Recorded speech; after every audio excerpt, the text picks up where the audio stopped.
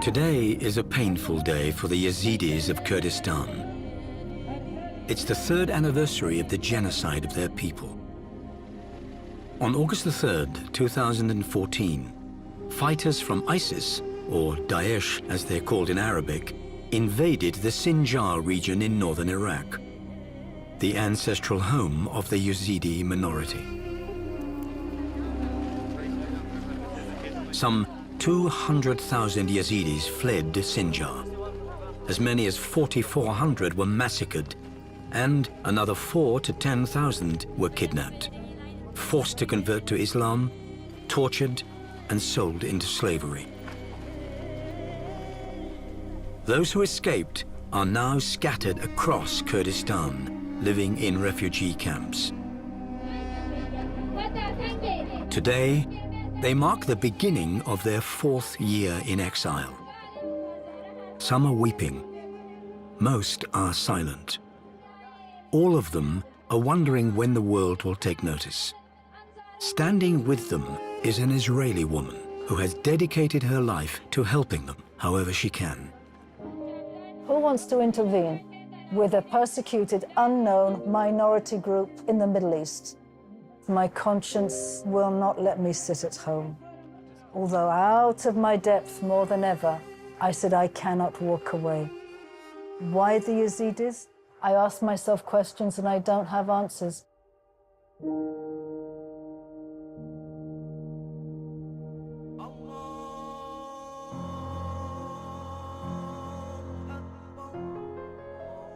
The roots of Springs of Hope are really deep in the Intifada of Jerusalem, where my eldest son in 1998 was serving as an army officer in Beit El on the borders of Ramallah.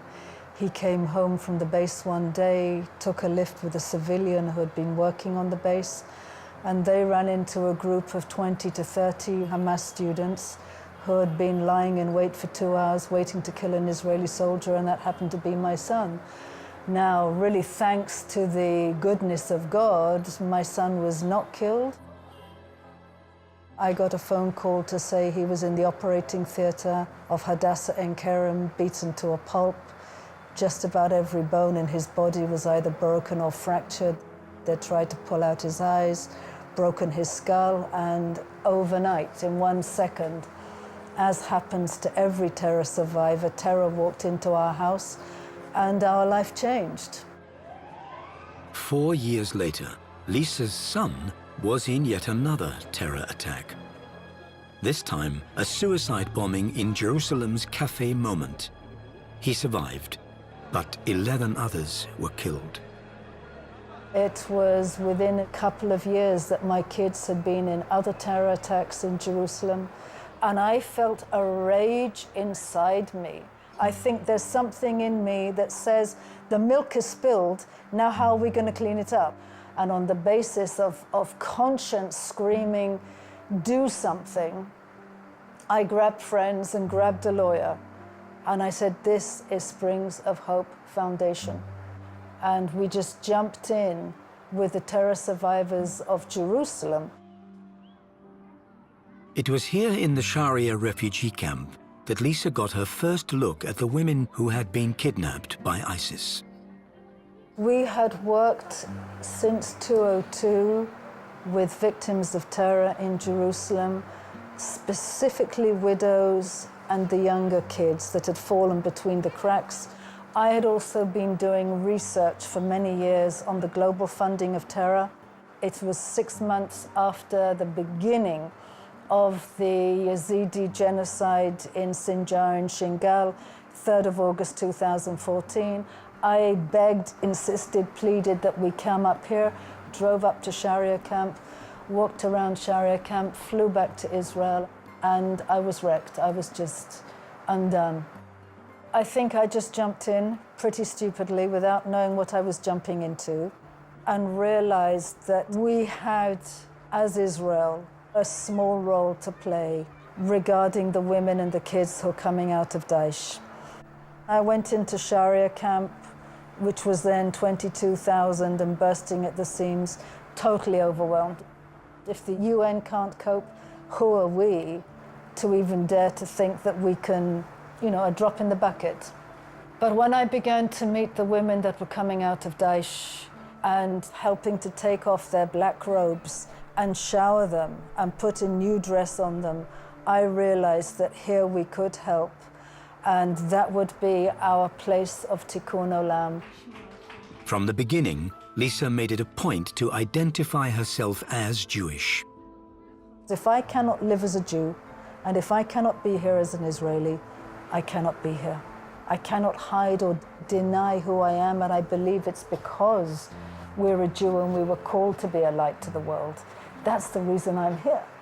That's the reason I'm here. And for me, with the background of terrorism and trauma, Israel is the lead in the world. So if I'm going to hide this, then I'd rather stay at home and have an espresso and hang out with my friends and with my kids. One of Lisa's biggest challenges is knowing how to help the women and children who have witnessed so much horror. I mean, I've learnt now, I know nothing. I come in here knowing I know nothing, because every time I think I've seen all and heard all, there's worse, there's worse, there's worse, there's worse, there's worse. I was in captivity for 1 year and 3 months. Before the genocide, I was married with 2 children and another one on the way. Our life was good, and my husband and I were very happy together. We were not rich, but we had everything we needed. At 2 a.m. on August 3rd, ISIS attacked our village. We couldn't move because their forces were fighting on both sides of our house. In the morning, we tried to escape to the mountains, but they caught us 3 hours later. They took us to Seba Sheikh Khadir, where we spent 2 days. There, they separated all of us, and our lives changed in a moment. After that, they moved us to a jail in Badoush. We spent a week in jail with no food and no water. Sometimes they came in the middle of the night and beat the children. They shouted at us and told us not to let the children sleep. After that, they took us to the city of Raqqa in Syria, where ISIS was in control. At 9 months pregnant, Zeri was taken to a slave market run by ISIS. There, she gave birth to her baby. But after being sold to a Syrian man, she was forced to leave the baby behind with a friend. They treated us in a brutal way. In Syria, they gave me to 6 different men. They did things with us that you cannot even imagine. My children and I were in a terrible situation in a strange country. After more than a year in slavery, Zeri and her children were rescued. She doesn't want to be identified because her husband is still in captivity, and she doesn't even know if he's still alive. Today, Zeri and her children live in a home for Yazidi women, and they get help with food, clothing, and whatever else they need from Springs of Hope. I met her the day she came back again, took off the black clothes, put new clothes on her. We had bags of clothes and goods for her and the kids. Her eyes were sad. She was lifeless. And there's still a sadness, but there's also a life in her today. There's the ability to hug her. The kids come and they jump on your lap. They hug you, they kiss you. They've come a long way, a long way.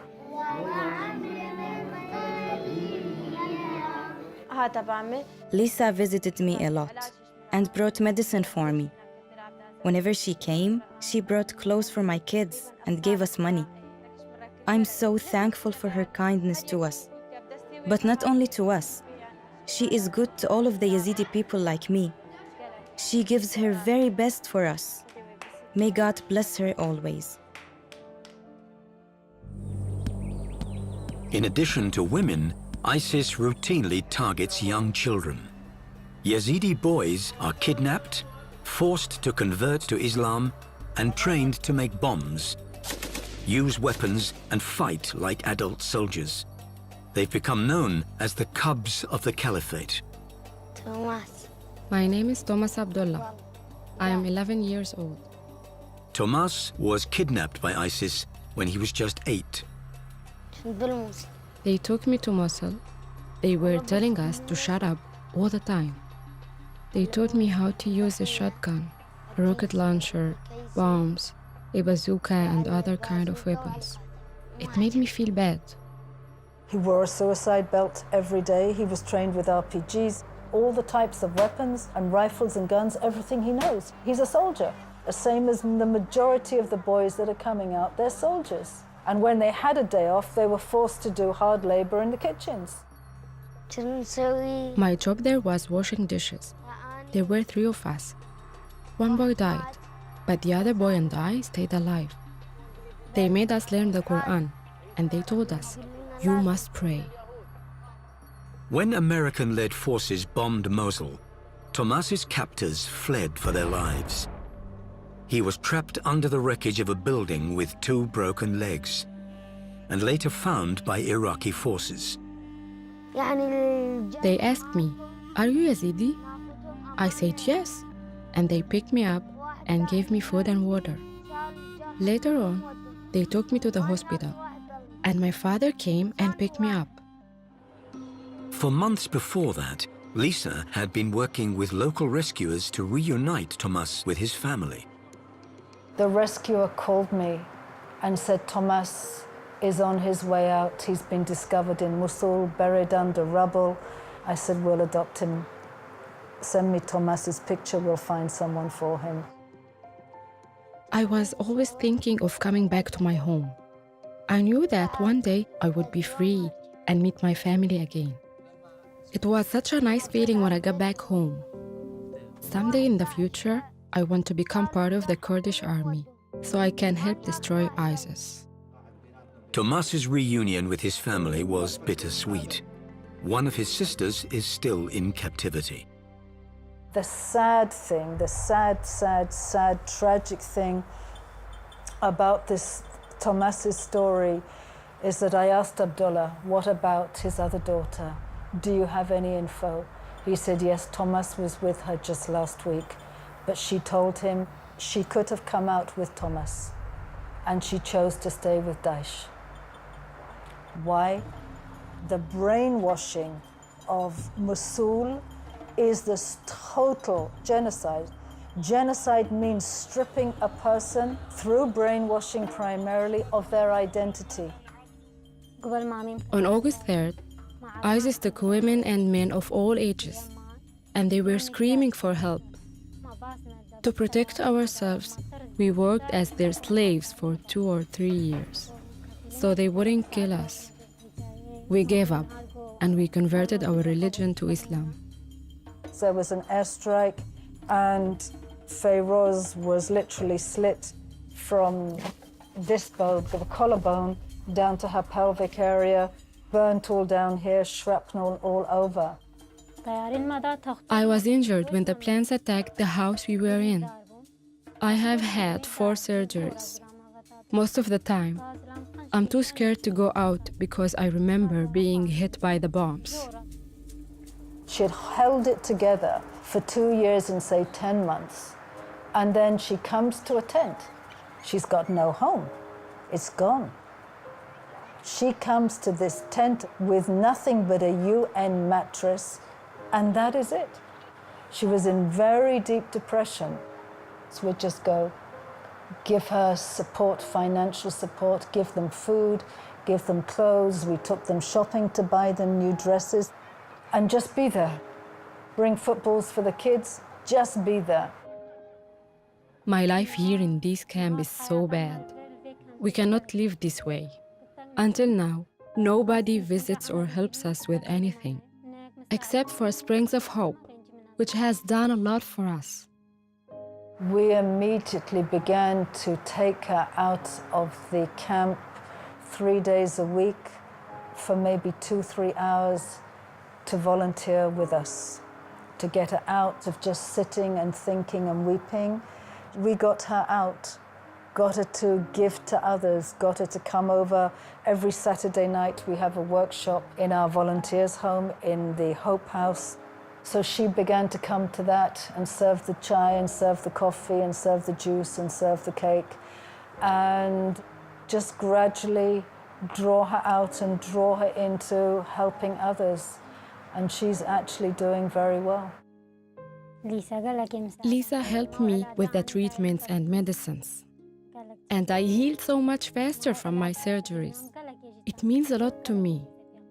Lisa has done a lot of things for us. And I will never ever forget her until I die. The women who don't escape are often put up for auction to help pay for the Islamic State's war. They are auctioned off online and even on social media for thousands of dollars. But thanks to one man, these auctions have become a means of rescue for many Yazidi girls. Abdullah Shrem is a Yazidi businessman who operates a team of smugglers throughout the Middle East. There was a period of time where he would be getting all the pictures on WhatsApp of the young Yazidi girls, 11 years old, 12 years old, 13 years old, who would be put onto the sabaya, onto the slave market in Raqqa the next day. For Abdullah, it's a very personal mission. On August 3, 2014, the Islamic State attacked the Shinjar region and we escaped. They took 56 members of my family. Abdullah's sister was one of the 56. She managed to get in touch with him from behind enemy lines. I felt hopeless because no one, not even the Iraqi government, would help rescue the Yazidi people. So I thought, I am the only one who can help them. I would have never ever thought of doing this. But when the girls called us from inside Syria begging for help, we felt that we should stand up and help them. At that time, I was a businessman in Aleppo, so I used my business to help get those girls back. The first thing that I did was start buying cigarettes in bulk, because cigarettes are forbidden by the leaders of ISIS. So I traded cigarettes with the lower-level soldiers in exchange for getting our women back. Then we opened a shop for children's clothes so the Syrian mothers would come and shop.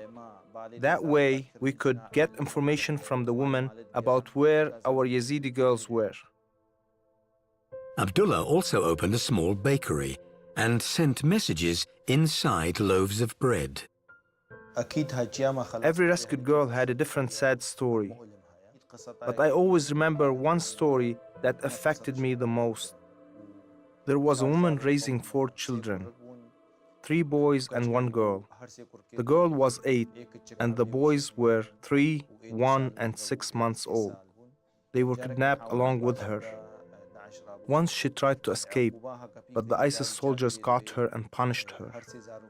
They poisoned all her children, and they died right in front of her eyes. The same ISIS member who killed her children raped her all the time. It was the most painful story that I've ever heard. Abdullah has spent his entire life savings rescuing Yazidi women from slavery. But still, he refuses to quit.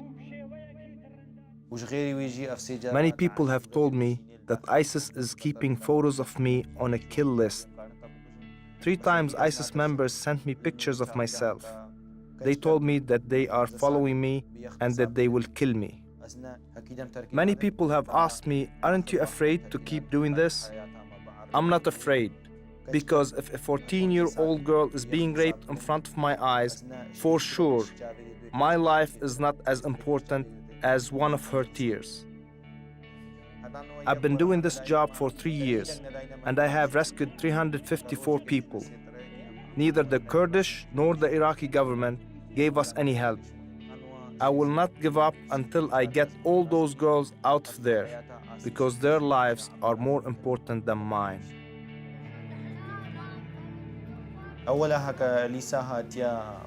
When Lisa first came to the hook, she cried when she met me, and she said, I promise I will do whatever I can to make something good for the children you are rescuing.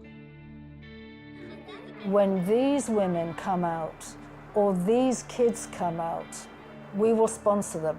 We'll come and we'll meet them, we'll take care of their immediate needs, and I'll find sponsors for them. Once the women and children are reunited with their families, Lisa and her team help with food, medical care, and counseling. Every week, they also hold what they call Giving Day, where they distribute bags of food, clothing, and supplies in various camps like this one in Kardia. They also opened 2 community centers where both Muslim and Yazidi children learn and play together. If we say we are doing trauma therapy, nobody will come. It's a society that is based on honor. The shame, disgrace is very, very strong. So if you say trauma, you're adding stigma. Nobody would want to be seen to go into a trauma center. So we have 2 community centers that do art therapy, music therapy, drama therapy, English, and computer sciences. That's what we do at the moment. This life is war, and it's too hard. Mrs. Lisa has come here to give us amazing hope. Mrs. Lisa gave them amazing happiness and other things they need. The love, the hope, other things, the smile. And now all 3, we have amazing hope in this life.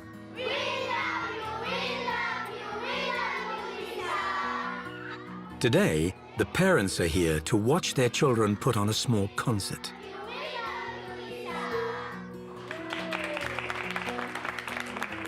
Every Friday night, we have an ice cream party in our house for a whole bunch of kids from Daesh. We sugar them up. They're probably crazy afterwards, but we sugar them up with ice cream and Coca-Cola. We talk, we laugh, they play on the trampoline, we take them outside, we play football, they draw pictures, I assess where they're at.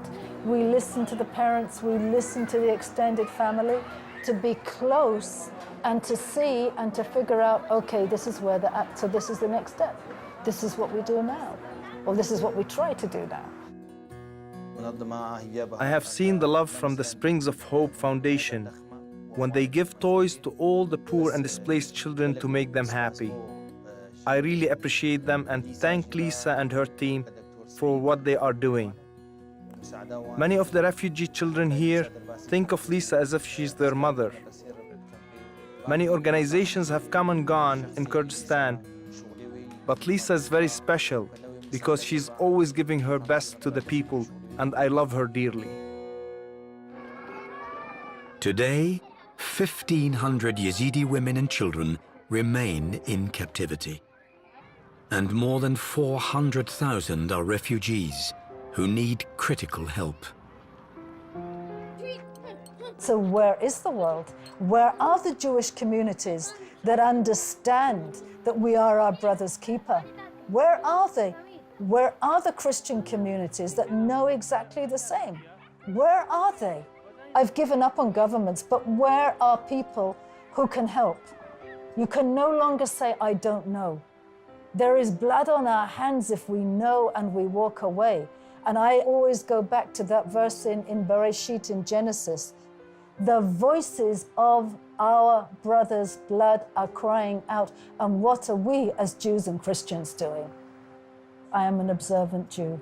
I love my faith and I love my God. I have 3 kids and 3 grandkids and 1 grandkid about to be born. I should be with them. And I always come back to, what are you doing here, Miara? What are you doing? Do I need it? No. Does it call me and not let me go? Yes. For how long will I be here? Only He knows.